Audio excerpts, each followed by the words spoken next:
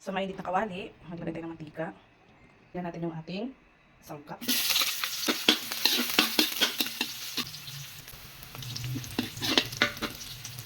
Pwede na yan, guys.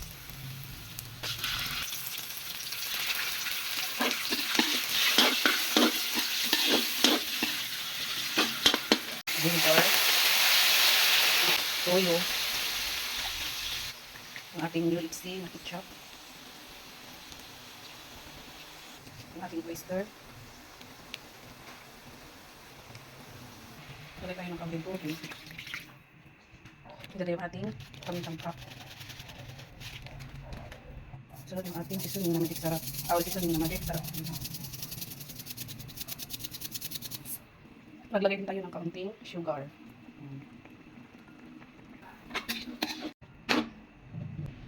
Ito guys, meron tayong Good Life Egg Noodles mid-reel.